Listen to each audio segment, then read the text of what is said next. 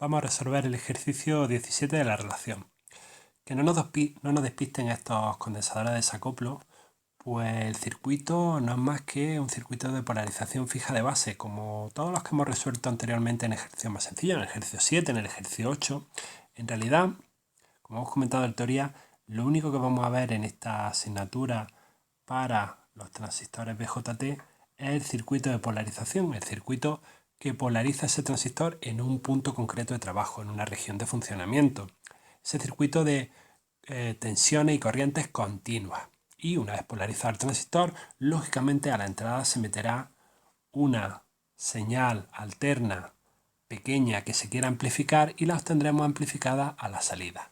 Pero no entraremos nosotros en esa parte, nosotros solo entraremos a analizar el circuito de polarización. Pues bien, este circuito de polarización concreto es un circuito de polarización fija de base, así de simple. Bueno, para que no nos despisten esos condensadores, vamos a dibujarlo tal y como lo habíamos hecho en ejercicios anteriores.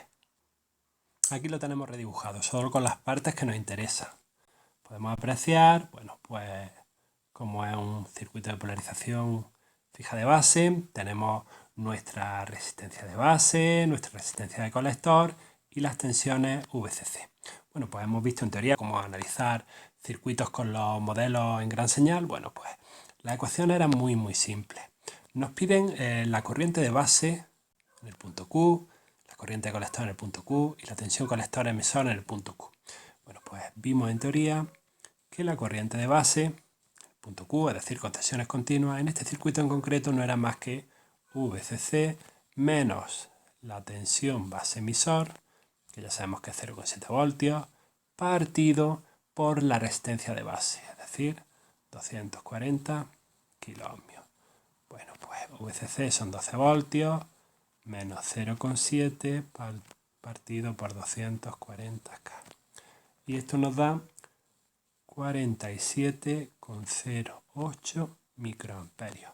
Pues bien, esa es nuestra corriente de base en el punto Q. ¿Vale? Vamos a ponerle aquí la Q para no despistar.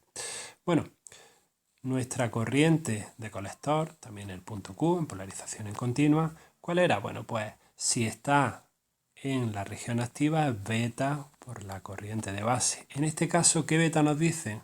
Dice una beta igual a 50. Pues 50 por 47,08 microamperios. Y esto da un total de 2,35 miliamperios. Pues bien, ya tenemos la corriente de colector. ¿Y cuál será la tensión colector-emisor? Bueno, pues la tensión colector-emisor en este circuito era la tensión en el colector menos la tensión en el emisor. El emisor lo teníamos puesto a masa, con lo cual es directamente la tensión en el colector. La tensión en el colector es VCC menos IC por RC, es decir, 12 menos IC, la acabamos de averiguar, 2,35 miliamperios por 2,2K. Y esto da un total de 6,83 voltios.